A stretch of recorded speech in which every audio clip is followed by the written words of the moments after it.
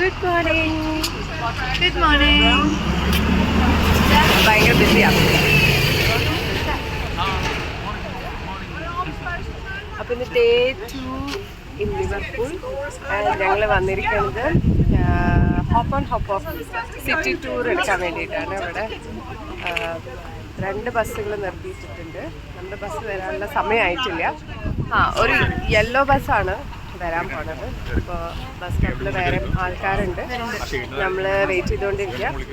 അത്യാവശ്യം നല്ല കാറ്റും തണുപ്പൊക്കെ ഉണ്ട്. എന്നാലും മോളിൽ കയറി ഇരിക്കാം എന്നാണ് നമ്മളിപ്പോൾ വിചാരിച്ചിരിക്കുന്നത്. എന്നാലല്ലേ അതിൻ്റെ ഒരു ബ്യൂട്ടി ആസ്വദിക്കാൻ പറ്റുള്ളൂ. അതാണ് തോന്നുന്നത്. നമ്മുടെ ബസ് വരുന്നുണ്ട്.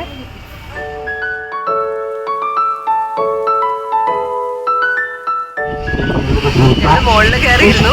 മഴ പെയ്യരുതെന്നുള്ള ഒരു പ്രാർത്ഥന മാത്രമേ ഉള്ളൂ. നല്ല കാറ്റ്. എനിക്ക് നന്നായി നടക്കുന്നുണ്ട്.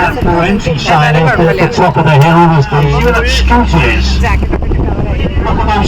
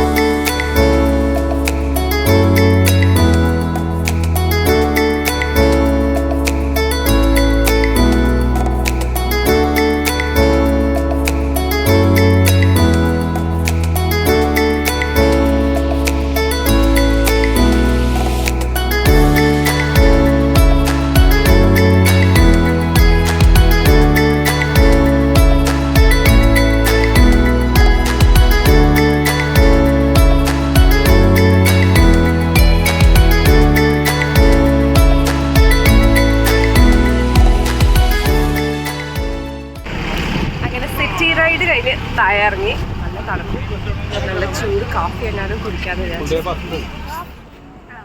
ഫ്ലാറ്റ് വൈറ്റ് വളരെ കഴിക്കുന്ന മഫിൻ, ചോക്ലേറ്റ് മഫിൻ, പിന്നെ ഒരു ഹോട്ട് ചോക്ലേറ്റ്.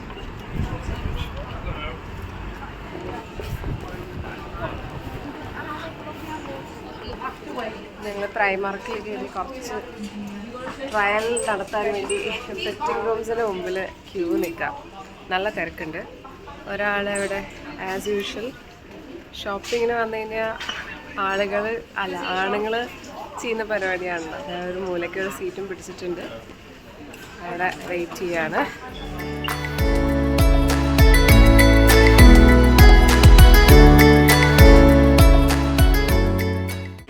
അങ്ങനെ നമ്മൾ പ്രൈമാർക്കിൽ ഷോപ്പിംഗ് കഴിഞ്ഞ് പുറത്തിറങ്ങി.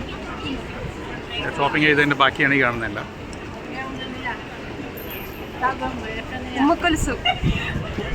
ബാക്കി 2 പേര് ഇവിടെ ഉണ്ട്.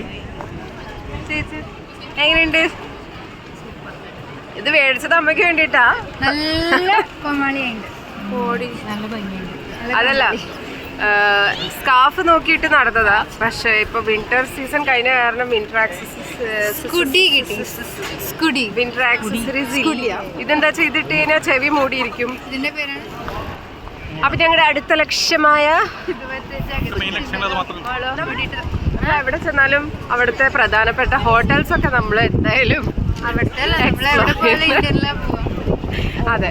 അപ്പൊ നല്ല നല്ല ഹോട്ടൽസിന്റെ റിവ്യൂസ് കിട്ടുന്നുണ്ടല്ലോ. ഹായ്, സ്കാർഫ് നല്ല ഉപകാരം ഉണ്ട് കേട്ടോ.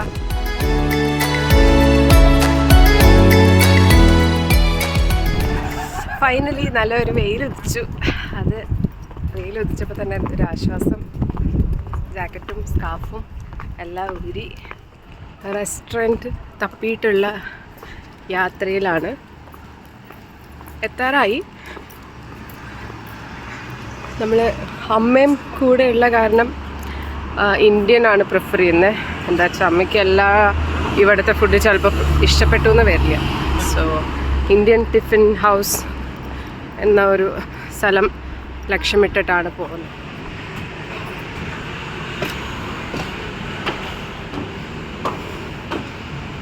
ലക്ഷ്യത്തിലേക്ക് എത്തി.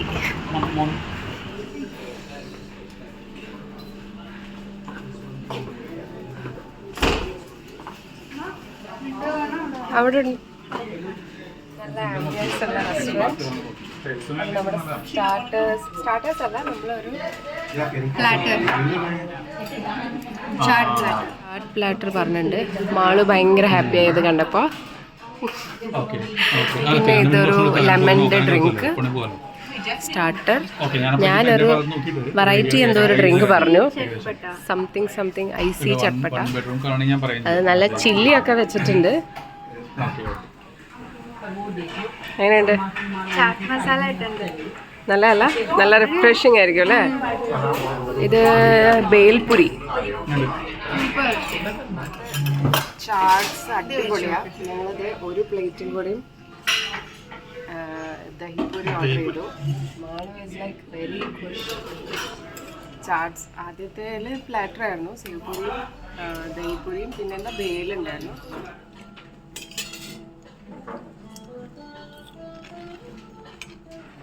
മെയിൻ കോഴ്സിന് പറഞ്ഞിരിക്കുന്നത് പാവ് ഭാജിയും പിന്നെ 2 എക്സ്ട്രാ പാവ് പറഞ്ഞു. ഇതാണ് നമ്മൾ ഓർഡർ ചെയ്ത ചിക്കൻ ഫ്രൈഡ് റൈസ്. ഫൈനലി എന്താ മാളത്? ഷാഹി തുക്കട.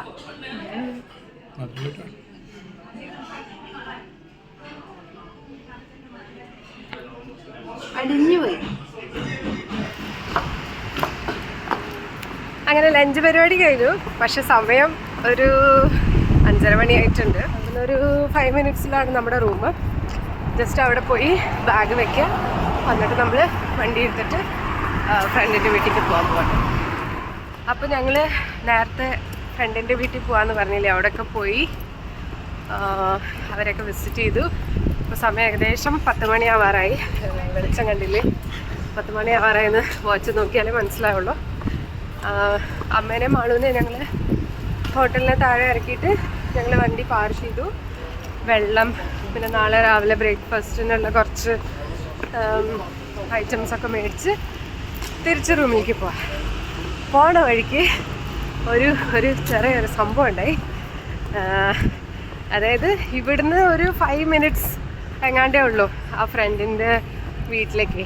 അപ്പോൾ ഞങ്ങൾ നാവിഗേഷൻ ഇങ്ങനെ നോക്കി പോവായിരുന്നു. പക്ഷേ ഇവിടുത്തെ എന്താ പറയണ്ടേ, പോലീസ് സിസ്റ്റം അല്ലെങ്കിൽ അവരൊക്കെ എത്ര വിജിലൻ്റ് ആണ് എന്നുള്ളതിൻ്റെ ഒരു പ്രൂഫായിരുന്നു. വിത്തിൻ സെക്കൻഡ്സ് അല്ലേ, അവരുടെ വീടിൻ്റെ അവിടെ ടേണിങ് എത്താറായി. ഒരു 100-200 മീറ്റർ എങ്ങാണ്ട് ബാക്കി ഉണ്ടായിരുന്നുള്ളൂ.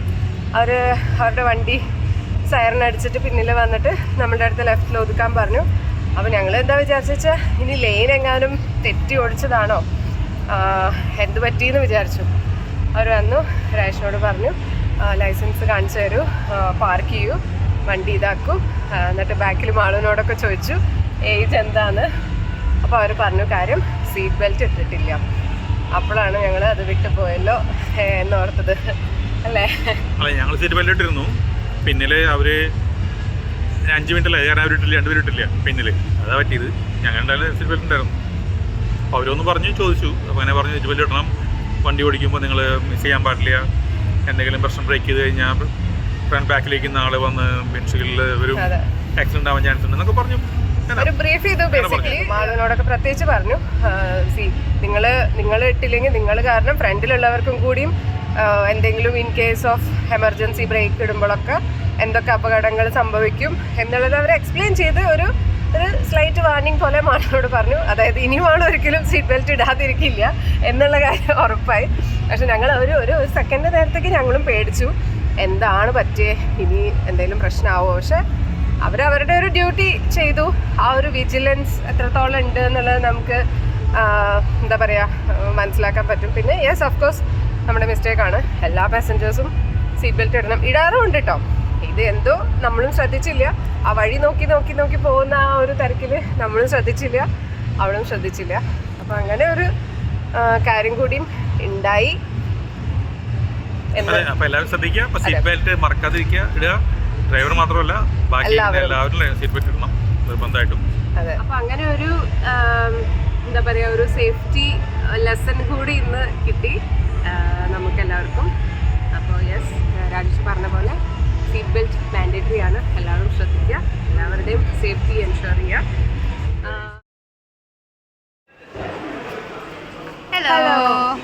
അപ്പോൾ ഞങ്ങൾ വീണ്ടും അടുത്ത ഒരു സർവീസിലേക്ക് വന്നു.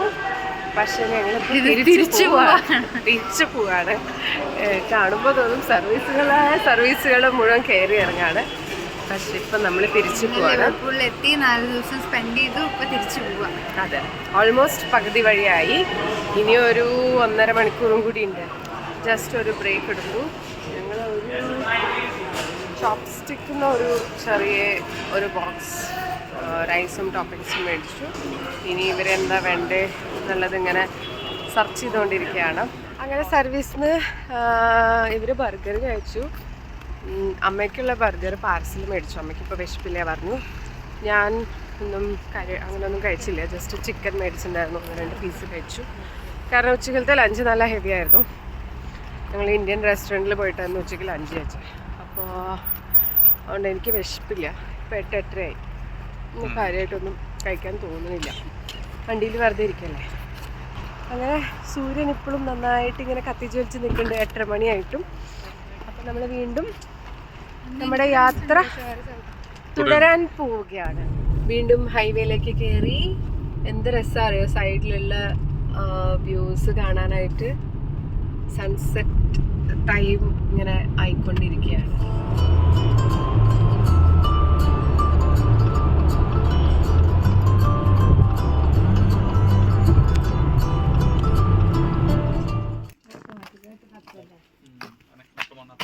അങ്ങനെ ഫൈനലി വീടെത്തി. After a long drive to Liverpool. First hour long drive. എങ്ങനെയുണ്ട്? ഡ്രൈവ് ചെയ്യാൻ ലോങ് ഡ്രൈവിനെ കിട്ടി. അതെ സുഖമായിട്ട് പോയിട്ടു. അതെ, അപ്പോൾ എല്ലാ റൂൾസും എല്ലാം ഒന്നും കൂടി റിഫ്രഷ് ചെയ്യാൻ പറ്റി. കുഴപ്പമൊന്നുമില്ലാതെ തിരിച്ചെത്തി. 10 മണിയായി രാത്രി. അപ്പോൾ ഇനി ഒരു ലോഡ് സാധനങ്ങൾ ഡിക്കിയിൽ നിന്ന് ഇറക്കാനുണ്ട്. അപ്പോൾ ആ വക പരിപാടിയിലേക്ക് കിടക്കട്ടെ. അപ്പോൾ വേറൊരു വീഡിയോയിലൂടെ കാണാം. Until then, bye, good night. Bye, good night.